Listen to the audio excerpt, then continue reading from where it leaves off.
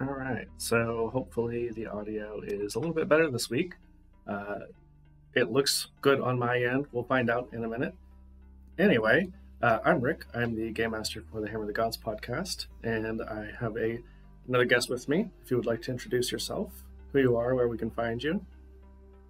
Hey, my name is Evelyn, EvelynnSometimes. I am from the Magic Academy, which you can find here on Twitch. If you want to, I do the art for Magic Academy, and I'm in 3 of their campaigns. All 3 of our campaigns we have going on right now. Yeah, very, very fun, exciting things happening with Magic Academy. Yeah, because who needs a life outside of TTRPGs, right? Exactly. I mean, what else do you need? Exactly. All right, so I've got some quick announcements before we get started. So this is session 20 of Together Among the Stars. Artemis said congrats. I'm just here. I just work here, man.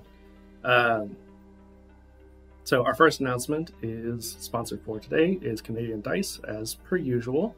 You can use the code TheVacTair, all one word, at checkout for 10% off your order.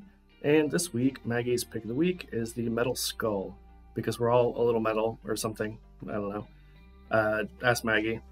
Second announcement is the merch store, where you can get not this shirt anymore, because Pride merch is no longer up, but all kinds of other great merch like Half Orc Energy, the Vac Blob, and that is at tinyurl.com/vacmerch. Third announcement, this evening, 7 p.m. Eastern, is the Backpacker's Guide to TTRPGs with Artemis and Emily. That is a fun little series that they started a couple weeks ago. Tomorrow, Sunday, is Blood in the Six over on DM Jeremy's channel, where they're playing Vampire the Masquerade at 7:30 p.m. Eastern. Monday is Mistwalkers at 8:30. Wednesday, Affy, Artemis, and Sly are over on Cantrips and Coffee for The Society, a Call of Cthulhu game at 9 p.m. Eastern. And that's it. It's a short week. Anyway, that's all I've got. So let's go ahead and get started.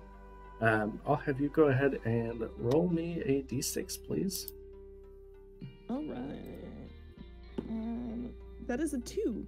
A 2. Okay, so that's how many cards we're going to draw for this first planet. Which one of the nice things about this, I think it says specifically in there, but if not, kind of the way I've always done it is if after however many cards we draw, we're like, you know what, there's still more that we want to do on this planet specifically. We can always just draw more cards and stay to the same thing. Or we can say, you know what, let's move on to the next place.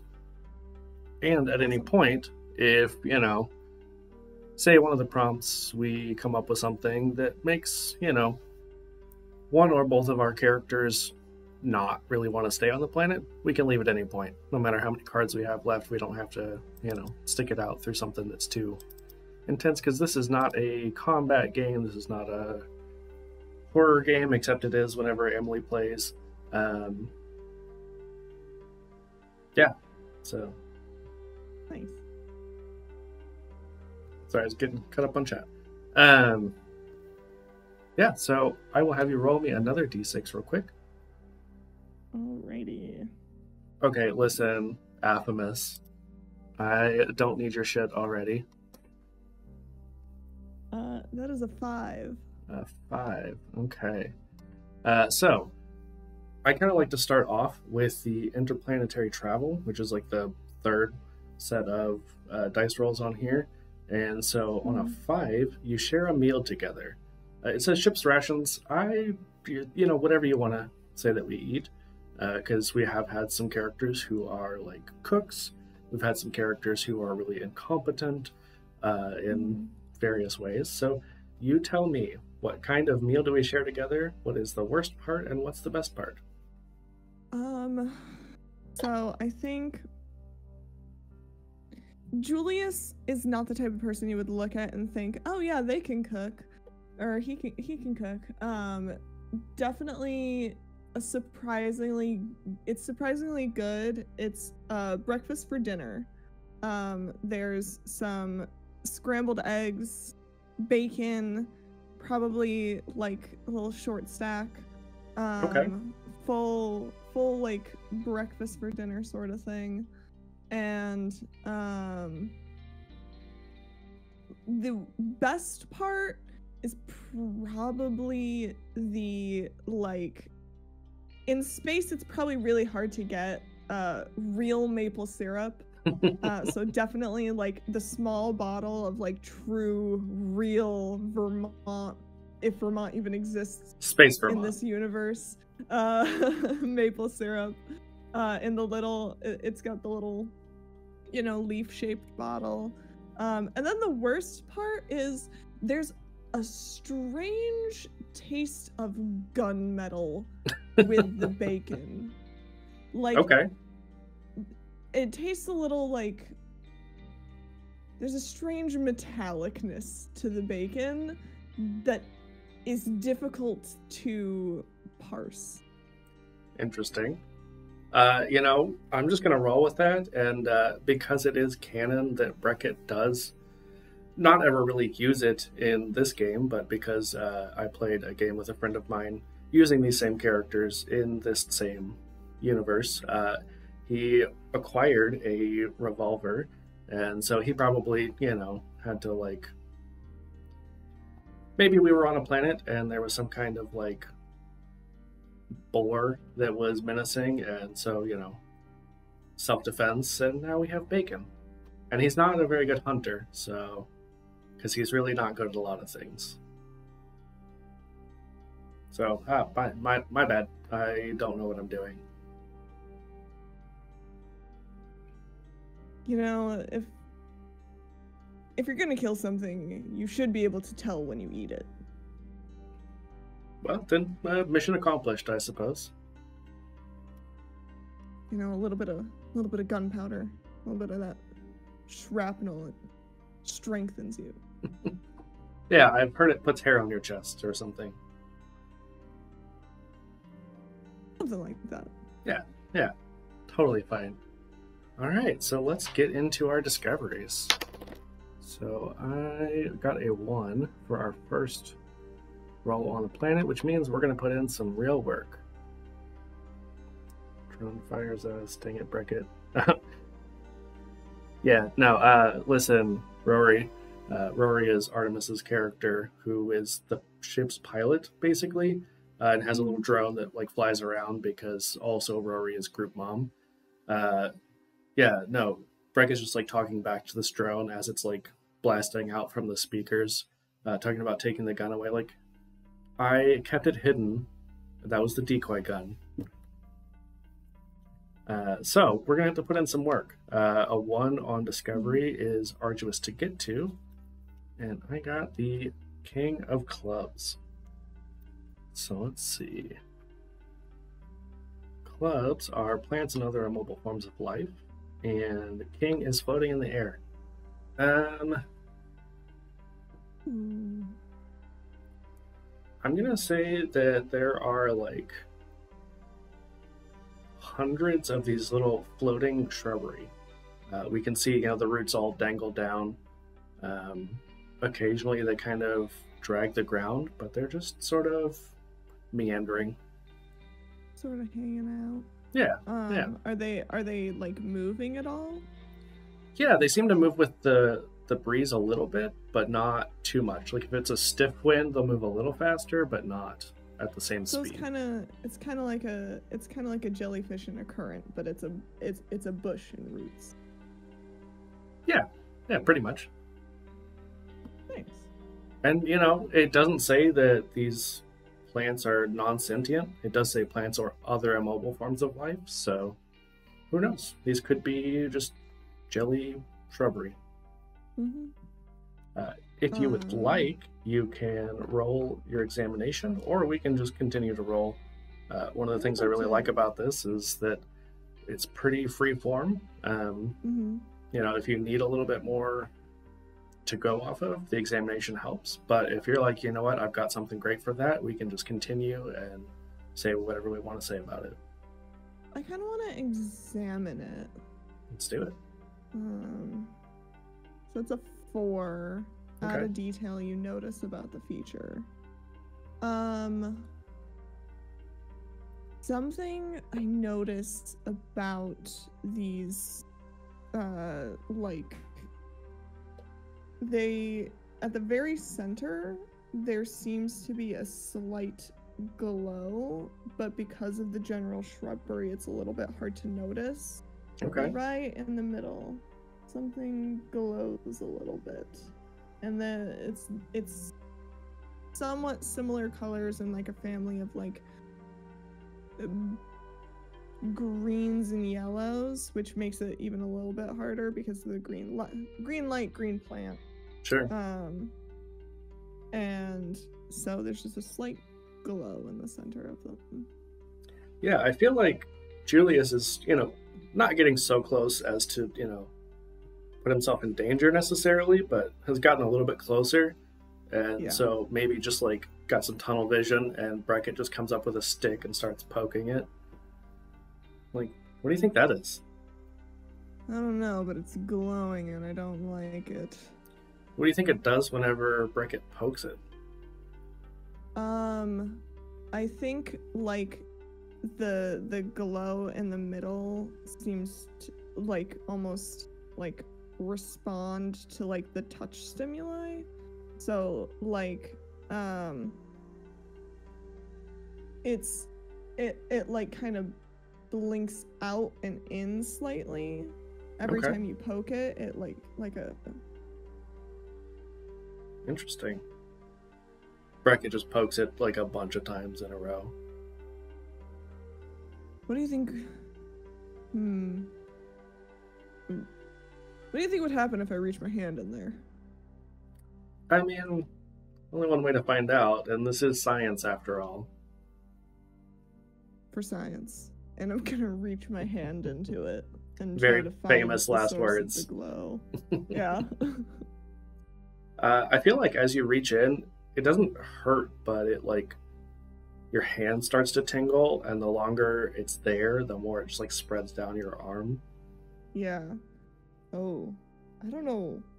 And like he's gonna pull his hand back out and kind of like look at his arm a little bit. There's nothing different about it, but like the tingling takes a second to disappear. These do look very jellyfish-like.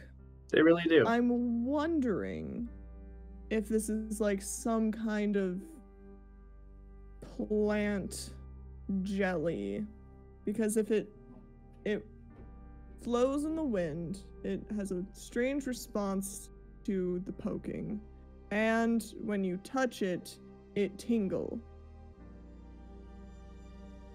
So there's got to be something about the leaves of it that, like, because in jellyfish, when the way that a jellyfish sting works is you touch its little tentacles, and they're coated in these tiny cells, and they shoot out these little barbs that have the toxin in them.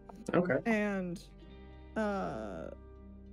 I'm wondering if there's something similar happening. It doesn't feel like a sting like that would, but there's definitely something going on here. Yeah, that's I totally knew all that. Thanks, Julius, for reminding me.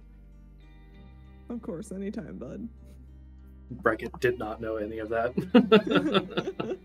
It's very obvious. Yeah, Duckburg says Julius Todd has a PhD in jellyfish. Jellyfish specifically. Yeah. Yeah, I feel like while you're like explaining all of this, Breckett is just kind of pondering, and he like goes over and just plucks a little leaf and kind of smells it. And it has sort of like a fruity smell to it. Ooh, fruity smell. I mean, what are you smelling there? It's giving like citrus. Citrus. And Breckett's just like he like stares off into space for quite a while, and then doesn't say anything, and just like suddenly pops it into his mouth. Oh, buddy. Listen, there's only one way to learn about science. There's a lot of ways to learn about science, dude. I don't know if that's the one. But hey, more power to you. We got medical stuff on the ship. I'm sure you'll be fine. Yeah, and a doctor. What's it taste like? It actually, like, as he kind of holds it in his mouth, and he's just like, you know, at first it's a little bit savory, a little bit like a sage kind of thing, but then he starts to chew on it, and it's like, but then it's like got this fruity bubblegum flavor the more you chew it. Bubblegum. But it smells of citrus. But it starts savory. It's a hot mess. Fascinating. And Julius is also gonna try one because he doesn't see anything immediately happening to you. So he's right. Like, all right, at least it probably won't kick. Well, yeah. So he's gonna also try one. I really hope these don't have any like weird psychedelic effects that are gonna kick in an hour. I kind of hope it does. Side note: Breckett does a lot of space drugs. Unintentionally and intentionally, because like there's a lot of mushrooms, and you know what, they look really cool, so why wouldn't I eat them? Absolutely, like hell yes. Also, I mean, I learned from go ahead. More so for the sake of we're on a job. Yeah, I mean, if they do that, we're gonna grab some and we're gonna keep it for later, but absolutely, you know, hopefully it waits till we're off the clock. Yeah, as Duckburg said, not just high, but space high. Hell yeah. It hits different. And Breckett's just like, look, some of my best discoveries have been while on drugs. Just saying. Fair enough.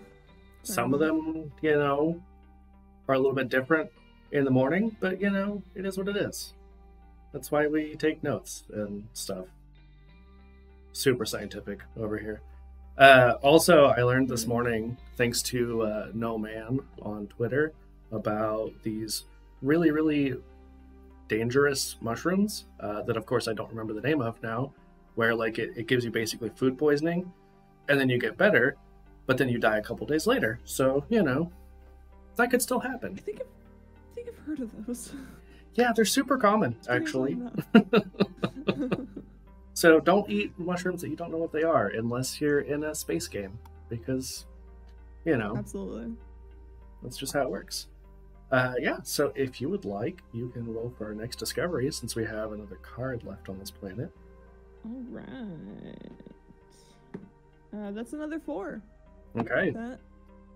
So you come upon it suddenly. Yeah. Ooh, and hey, we've got another king, but this time it is the King of Hearts. So floating in the air, there is some sort of ruin. So tell us about this ruin that we find. So we're walking along through these bushes, through these floating bushes, trying to see something different, when all of a sudden, erupting from the earth is this mysterious obelisk that just comes up from seemingly nowhere and hovers about 5 feet off the ground. It's about maybe 30 feet high by about 10 feet wide, and it's just this like black stone obelisk, and there's possibly something carved in it towards the top that we just can't quite see from where we are. Breckett's just like looking at it as this happens, like there's nothing suggestive about that. Just a giant obelisk erupting out of the ground. It's totally normal. You know, sometimes I do this job and I think, yeah, I've seen everything. And then you get an obelisk. Actually, I don't know. Is this that weird? We are doing science in space. I mean, you know, weird stuff still happens in space. Seen some weird stuff. Me too, man. Me too. Let's see. I want to examine this. Ooh. And it's a 2, so either you get to draw it or we get to make Artemis draw it. One of the two. Ooh, I can draw it if you'd like. Okay. And kind of how we've been doing this is like, whenever we get, you know, whether it's you or Artemis, just chill. We got it. You're not doing it this time. Maybe next time we'll make you draw it. But kind of how we've been doing it is just like saying we'll paint a word picture. So yeah, it is this like large black obelisk. And yeah, you mentioned like the carvings near the top. I feel like they're just pictograms. And so we kind of figure it out pretty quickly. Basically, it's just like talking about these jelly shrubberies. And it talks about how like they're really tasty, but not very smart. Okay. This is gonna be an interesting little sketch.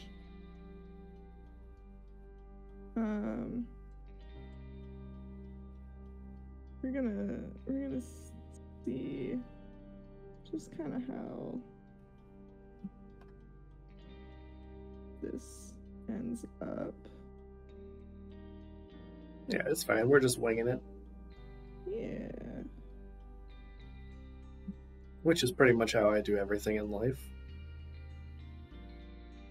Hell yeah. I mean, that's how you do.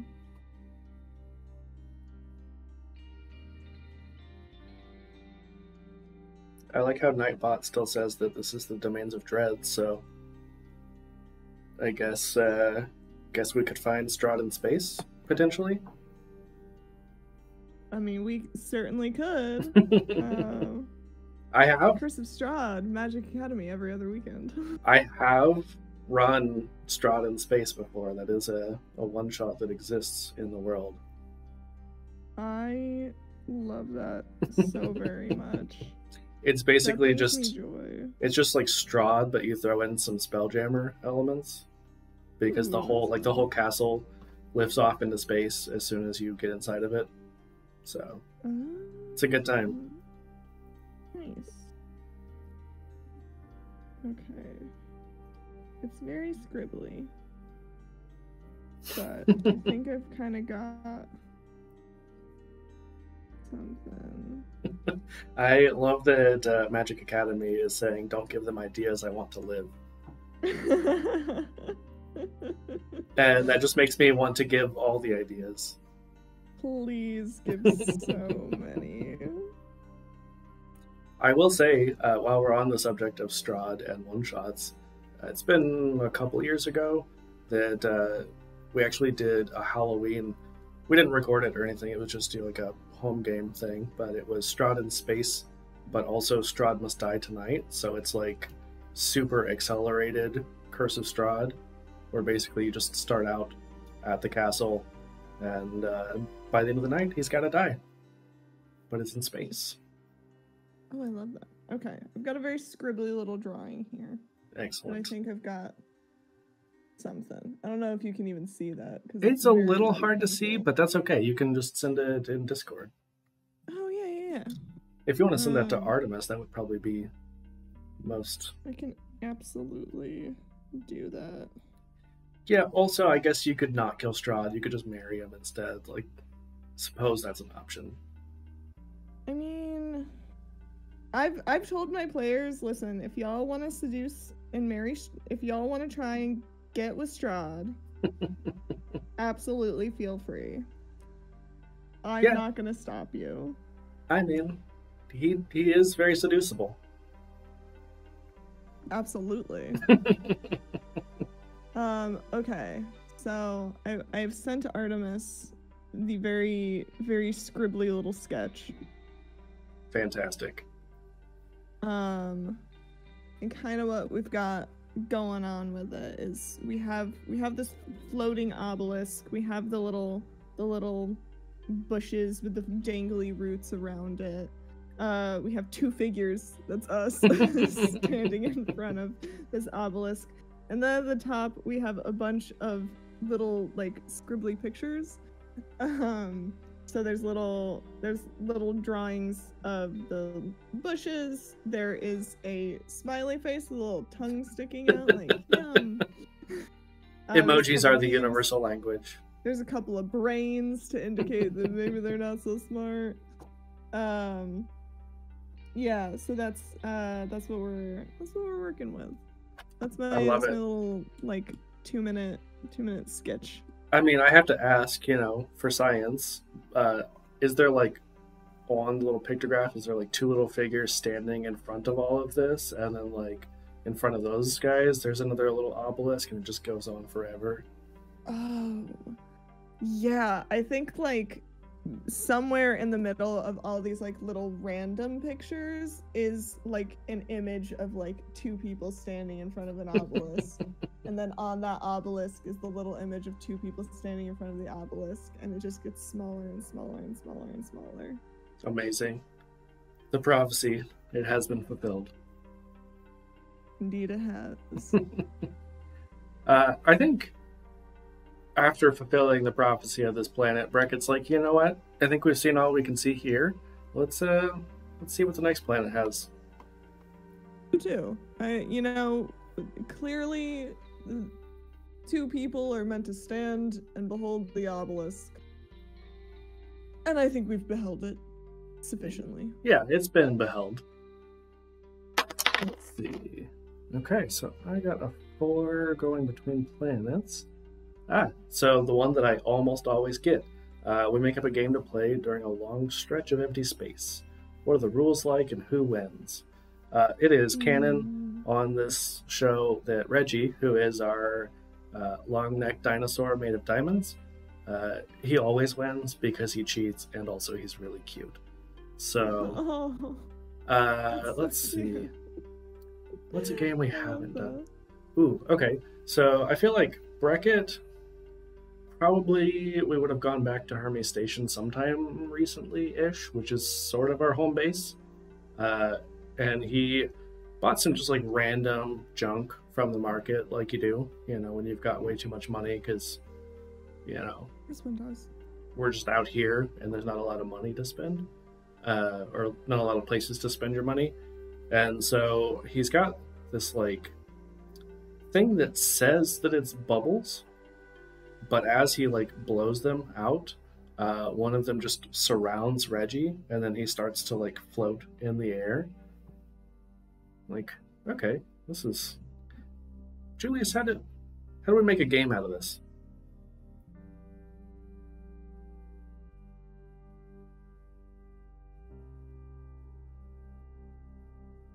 Well, we get Reggie out of the bubble, and then we see how many bubbles we can shoot. Whoever shoots the most bubbles wins. So capture the Reggie. No, I think we safely get Reggie out of there, and then we give Reggie a gun, and we all just shoot some bubbles. I'm glad that you specified it's a bubble gun, because Reggie with a gun is terrifying. Oh no, it's a gun. We are shooting the bubbles with the guns. About that, Reggie's not allowed to have guns because he got them, we're just gonna say one time, he got into them, and yeah, we had to land really quickly because there were a lot of holes in the ship.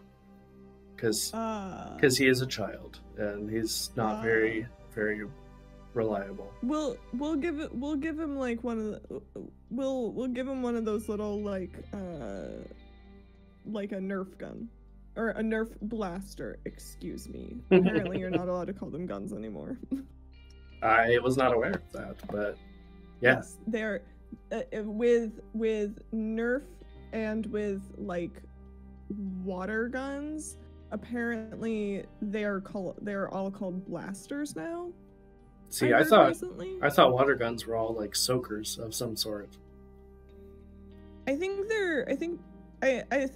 soaker is just for like the super soaker brand, and I think otherwise they're mostly like either soakers or blasters. So it's like the Kleenex of water guns. Yeah. Pretty much. Amazing. Yeah, so we just so we give him a little Nerf blaster. Yeah, we just have Reggie. And he can participate like that. And he just uses his tongue to like pull the trigger, and he just mostly shoots us in the eyes a lot, but you know, that's just how he is. He's a child. So let's see, for the next planet, we'll have 4 cards, and I'll have you roll for our first discovery. All right. That's a 2. Ooh, okay. I'm putting in some work again. It is arduous. And we've got the 3 of clubs. So that's our second club of the day. And 3 is by a gentle river. So what kind of plant or other mole form of life does Julius find by a gentle river?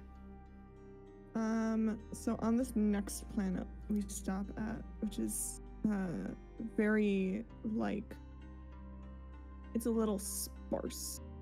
So we find this gentle flowing river, and we're walking along it, and suddenly we come to this oasis, and we see these big, beautiful plants that are, it's kind of like a vine, like the stem is very vine-like, and it is bright magenta. I was trying to what's a color that's not commonly found in plants? I think you can find most colors in plants. I mean, magenta is definitely, or blue. Blue is not a super common plant color. Blue, I think, might be more so, because blue is mostly flowers, but you don't see it a lot in like other. You don't see it as much in like the other spots. Especially like vines. It's very green. Yeah. So it's this bright, like assaultingly blue, just coming up from the ground, and it has at the very top these like little bulbs hanging off of it, and it goes very high, probably about 60 feet high. Jeez. And at the very top, these little bulbs, and those are magenta, and they're very shiny. You can't tell if like either they have a very shiny outside, or they're kind of like or they're like a little like damp on the outside because they're secreting something. You can't really tell from this distance, but they are very shiny, and bright pink, contrasting with this very like assaultingly bright blue vine shooting up from the ground. And there's a whole bunch of them in this little like oasis area at the edge of this gentle river. Yeah, as Breckett is like prepping some gear, you just kind of hear him mumbling about how this would be a terrible planet to be hung over on, and then he just like goes up on his jetpack to like get closer to the bulb and starts poking it with the same stick from the last planet. He brought it with him. Nice. So what happens when he pokes this bulb? When he pokes it, it bursts. There's this plant that I can't remember what it's called, but it's this plant where you touch it and the little seed pockets will burst. Okay. And the seeds can travel at extremely fast paces. There's also a different plant that is another tree whose seed things are much bigger, and those explode, and those are actually problems for the people who live near them because they can go very fast and move and are much larger. Well, this seems pretty large. It kind of just like bursts, and you see one large seed go flying, and like the pieces of this like bulb kind of like curl back, and there's also like a bunch of liquid, and so like this purplish, like not like whatever the opposite of sticky is. It's like slick. Yeah. This like very not sticky, very slick, like liquid, just.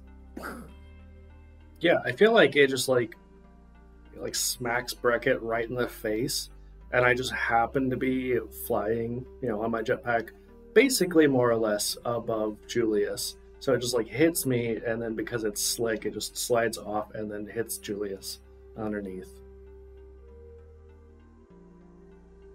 You good up there, bud?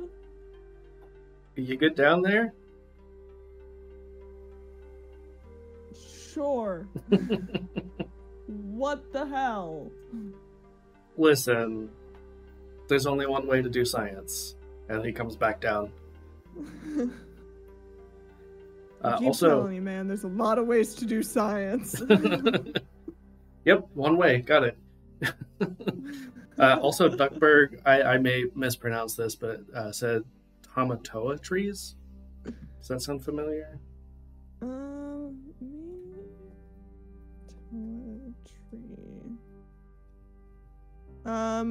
What I'm getting is a Tomarillo tree is coming up.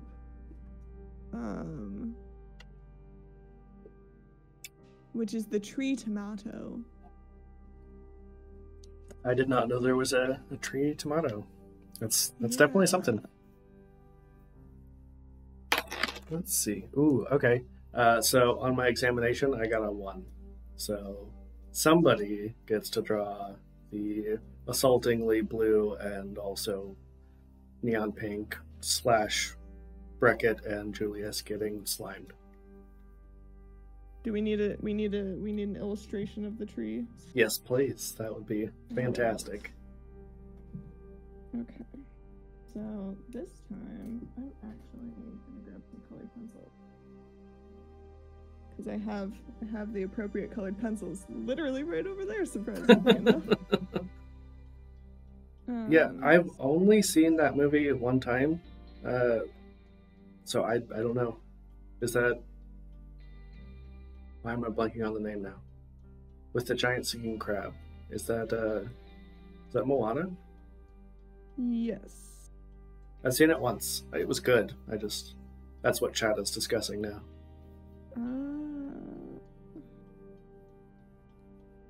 I clearly missed the reference somewhere. That's okay. That's not unusual. I didn't realize I was making a reference. Either that or Duckburg is just doing his own thing. That's what we love about Duck. Hell yeah. Listen, I've seen the movie one time. One time. Same. I'm sorry that I do not remember his name.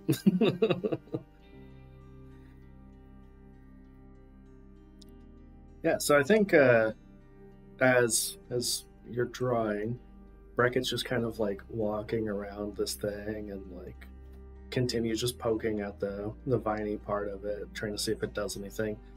And it just kind of like sways a little bit in the non-existent breeze. I did remember that he was voiced by Jermaine Clement because I love Flight of the Conchords and Jermaine, both amazing. Basically anything that he's ever been in is something that I want to watch at some point. Jermaine Clement's great. Like, looking back, some of their songs are a little questionable, but you know what? It was a while ago. We all grow.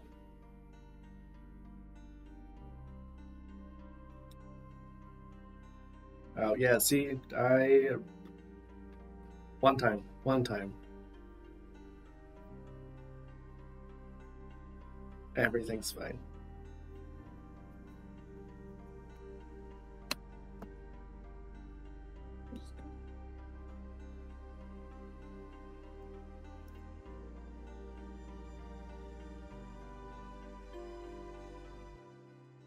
As Brackett's just kind of like poking, I feel like Rory is kind of questioning what we're doing. He's like, why are you guys taking so long? Just has this drone like flying really, really close to Julius's face, like trying to get a good look at his expression. And then Reggie just kind of beams in from nowhere and starts chewing on them.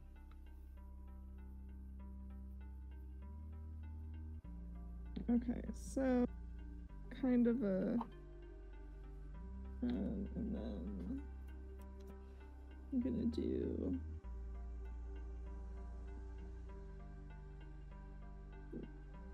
kind of like this. We're gonna do, and I mean, Artemis, if we didn't have a dino teleporter, what would we even be doing with our lives, really? Like, that's a must-have, obviously. We got Space FedEx all over that. okay, I think.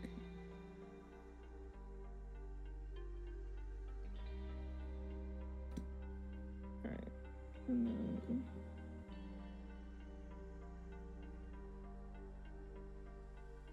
Okay. I'll send this to Artemis as well. Nice. Very nice. Our little viney things. We got our little friend up here doing a little poke, covered in purple. Julius down here standing in a little purple puddle, and over here is the little seed flying off. I love that. Yes, I'll send that over. Fantastic. Yeah, that was your discovery, so Brackett's gonna, okay. Gonna put in some work, because I got a 1. Man, we are just on a plant kick today, so I've got these 6 of clubs. 6 being on the snowy peak of a mountain, and clubs again being plants. Let's see. Something we haven't done. Oh, actually, I'm gonna say, as we kind of make our way, we get a little bit bored of the Gentle River, area. It's just a little too mundane. And we see this just large mountain range. And we think that it's covered in snow. But as we reach, sort of the apex of this, we realize it's this white moss. And the moss seems to, like, undulate on its own somehow.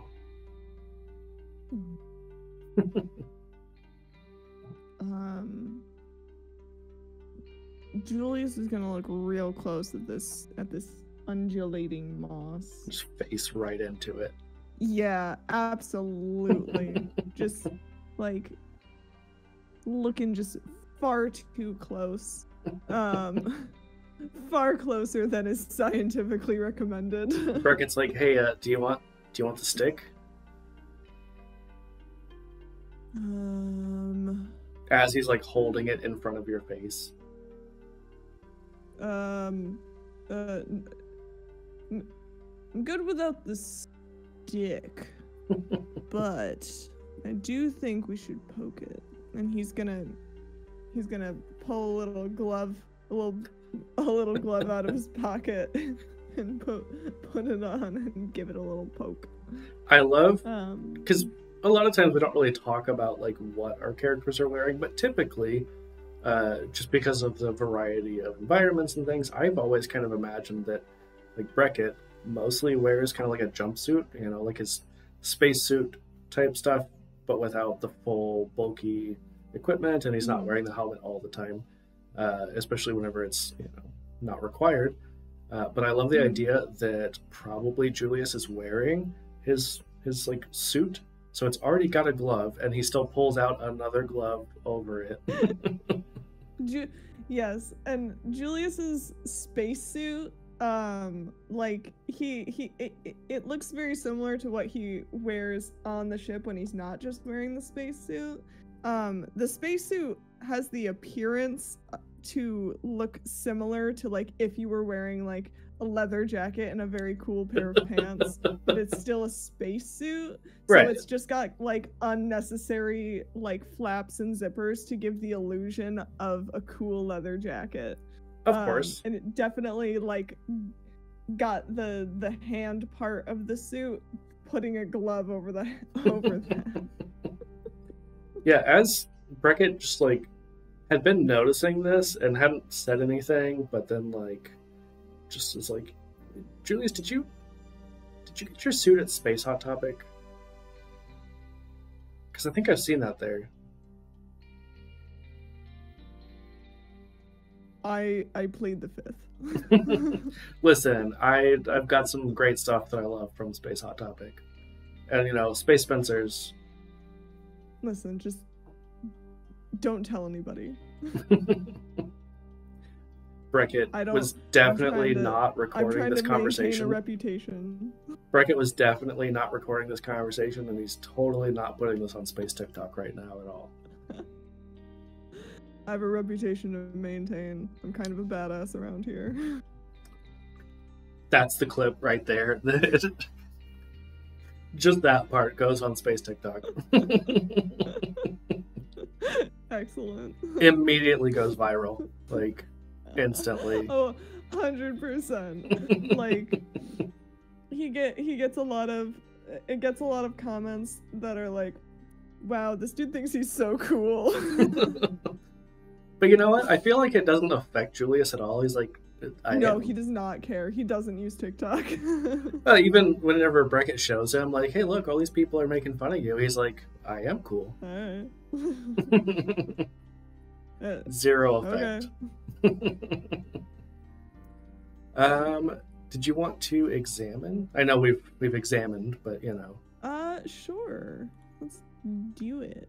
See what else we can add to it, or if we can make somebody draw it. That is a 6. Okay. Record how the feature changes in some way.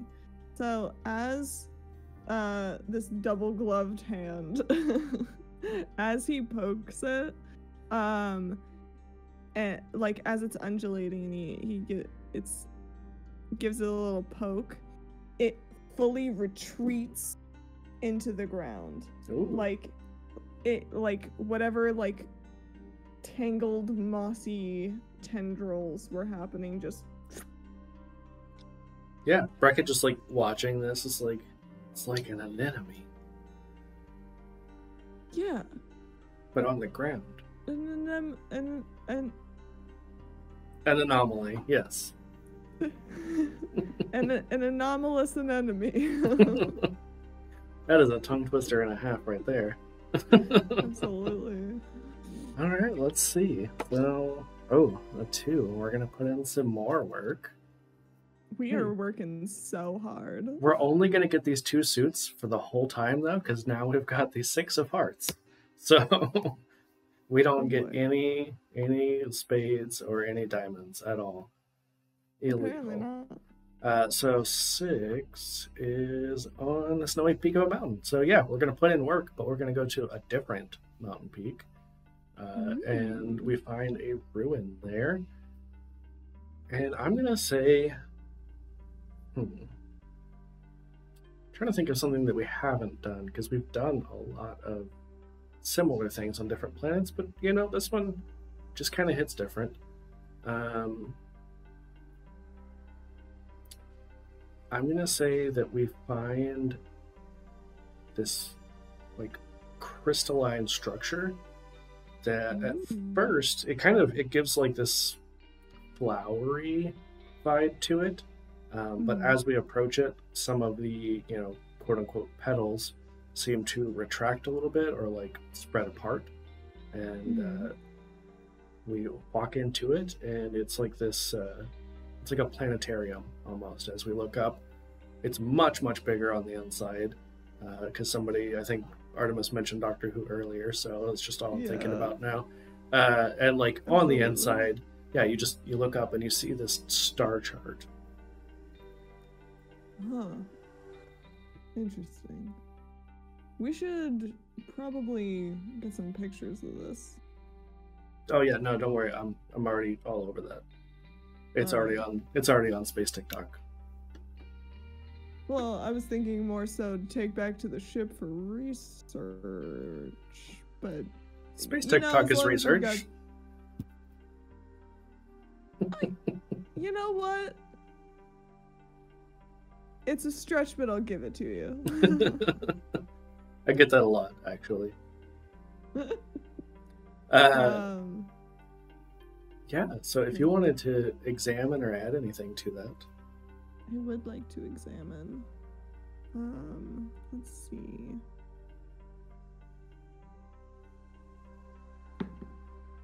That's a 1. Have fun drawing that. Alright. If you had anything you wanted to add to it, though, to paint us a word picture while you're drawing it.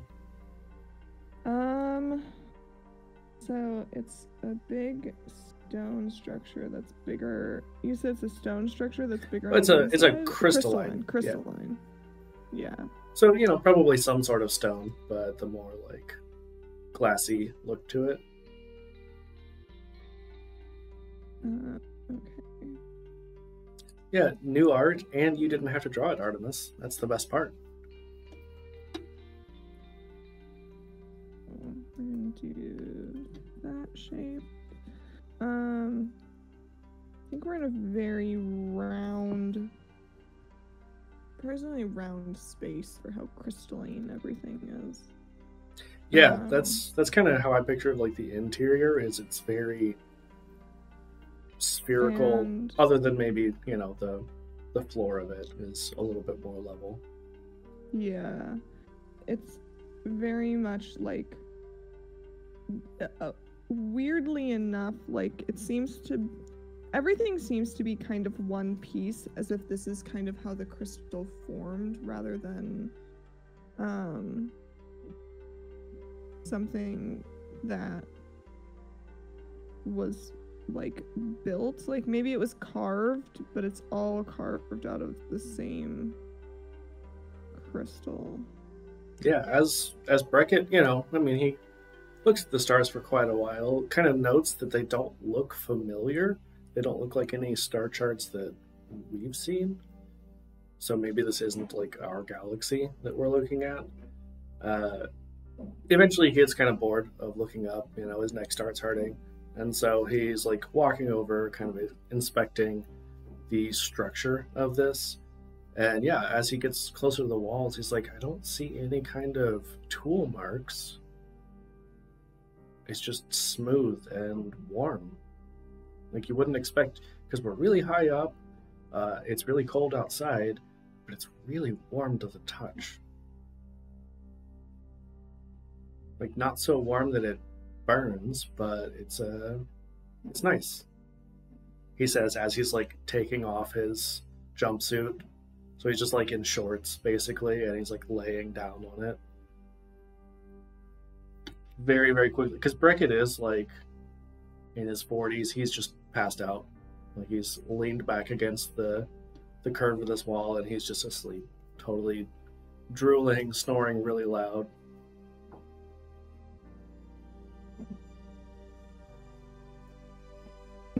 Yes, Bermuda shorts. Thank you, Artemis.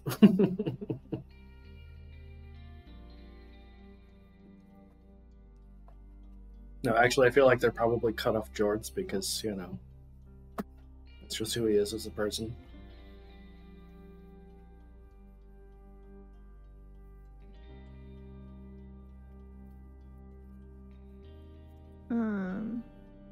Yeah, and then I think Julius is like just kind of writing down all of this stuff. Like, yes, it was recorded for Space TikTok, but he's just kind of writing it all down. Like getting little like sketched recordings of each constellation that's like mapped out. After about 20 minutes of napping, Breckett just like suddenly wakes up, like sets bulbed up, right? And it's like, I wasn't sleeping. And as he like puts his hand against the like wall to push off of, and you know, being in his 40s, he's like groaning and taking a while, and it's painful to watch for everyone. But something kind of like pops out of the wall, and Breckett just like kind of grabs onto it, and it seems like it might somehow interface with our computer, even though it's basically like this little amethyst crystal. Neat. All right, So- I got another little draw that I will send to Artemis. Nice. It's just kind of like some random constellations and Hey, it works. a little thing. I like it. I like it a lot. Yeah. Yeah. So as he's like looking at this little crystal, we've got these little tablets basically that we carry around, which is, you know, of course, how he does his space TikToks. But it's got, you know, whatever the equivalent of a super futuristic USB port is, and he just like tries it, and as it plugs in, like it just pops up with this little hologram of all of the stuff that we're looking at above us. Like, oh yeah, I think I got it. So you know, whatever you're drawing over there, we're good. Oh, nice. Well, we it's always good to have multiple recordings. True. That's space TikTok. Already on it. Good. This TikTok is absolutely our priority. not scientific discovery, space TikTok. Okay, but science doesn't pay very well. We get a lot of money from space Fair TikTok. That's how we keep this mission afloat. I mean, if that's how we get our funding, then space TikTok. Woo! And we've got one card left, and we're almost at about an hour, which there's no time limit, but that's kind of our normal gauge. So if you want to roll for our last discovery. All right, let's do it. That's a 5. All right. So we're resting, taking a little snooze, and we've got the 7 of hearts. So we literally will not get anything but hearts or clubs this whole time. Yep. 7 is near a volcano, and hearts are ruins. So tell us about this ruin. So near a volcano. We were in kind of this like mountain range, you know, where we started with like the snow, and then we found this crystal area, and now as we move deeper into this mountain range, things are heating up and getting hotter, and we're near this volcano, and we see these like these dwellings made out of like that black volcanic rock. Okay. That are weird, they're probably not weird for this planet, but from our perspective, a little bit strange because they're small. They look like they're for like people who are much smaller, or creatures who are much smaller than us, and possibly not even bipedal. Oh. Like just these little stone houses that are they have like wide doorways but are very short. Interesting. Yeah, at first, like seeing this, you know, small housing settlement, Breckett's like, ooh, I think I recognize this, but then as we get closer, it's like, oh, now their doors are weird. Well, I guess they're not weird for them, but they're different than I'm used to. And do we see any signs of habitation? I think we see signs possibly of like there are things or were things that lived here, but currently they are abandoned. Or not necessarily like abandoned, but maybe like Like the whole town has gone on vacation suddenly. Breckett's just gonna like start kind of like ducking down, looking in windows, and I feel like as he does, there's like a space painting of like these crab-like people. Mm-hmm. So just like these little crustacean creatures. But it's obviously like, you know, we recognize it as like this is a family on vacation, or like this is a cute little crab couple, or you know, things like that. Like it's very normal in that way. Would you say any of the paintings depict a crab champion? Possibly. Tell me more about this crab champion. I have to mention crab champion for Duckburg. That is all. Yeah, maybe there's like a painting in one of the houses, and maybe it's even in like a couple of the houses that have like this one crab that's got a little crown on. Or like it's got like a little sash, like maybe it's standing triumphantly. Sounds like a fantastic crab. Yeah, I just, crabs get mentioned, and for my dear friends, I simply must mention crab champions. Yeah, as we're like kind of looking around, you know, we do spot a lot of those paintings, and then we see that there's like just other random stuff, like obviously one of these crab people has a lot of like what seems to be maybe selfies, where they're doing like, you know, the crab equivalent of a peace sign, and you know, just like touristy stuff, you know. Especially it looks like maybe one of the houses, you know, probably has like teenage crabs, and so that's where we see a lot of like selfies and stuff, and you know, it's very adorable. Yeah. Even though it's very foreign in a sense, it's still relatable. Yeah, we see some very relatable like behavioral patterns with these crabs. Yeah. Did you want to do your examination? Or no, that was my examination, wasn't it? Yes, that was your examination. And I got a 1. I will draw the crab champion. Amazing. I will draw the painting. I will draw the crab champion himself.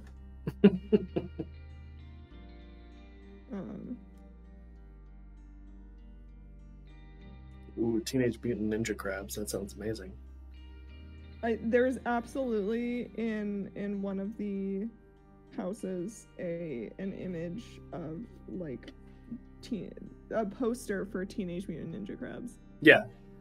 Breckett's like definitely taking pictures of that because he wants to, you know, find it on Space TikTok or wherever it might be. And he's like on his tablet, he's like searching for any kind of signal to see if there's like radio waves or like television signal that he could possibly pick up. And as soon as he finds it, like, you know, it's probably the equivalent of a Saturday morning here in space, whatever planet this is. And so he just like sits down, or not even sits down, like he lays down like on his stomach, you know, got like his elbows up, and he's just got his little tablet propped up in front of him, and he's watching Teenage Mutant Ninja Crabs. Does not understand a word of what's going on. Because for some reason, fully in a crab language. Well, like we have babblefish that translate a lot of things, but it clearly does not understand crab language. I would imagine the crabs are probably the natural enemies of the babblefish, so that might be some of it. Just no mutual intelligibility there.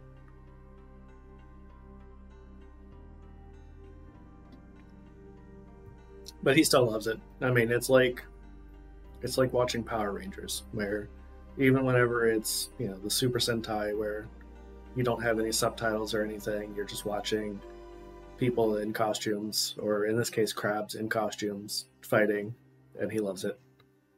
Totally eating like dry cereal out of his pocket. Like it's not even in a bag. Did you bring that with? Has that been in your pocket this entire time? Yeah? Do you not have a cereal pocket? Julius reaches into one of his pockets and just pulls out a handful of bullets and just puts it back. Oh no, that's a cereal pocket. I mean, it's a different kind of cereal. That is one way to describe bullets. Yes, a different kind of cereal.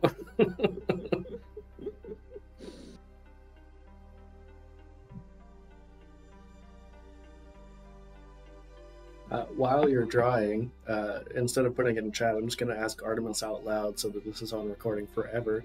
When are Duckburg and Becky coming back on? Because I need them both at the same time to be on here, because that's going to be ridiculous. Yes. They've both been on separately, but you know.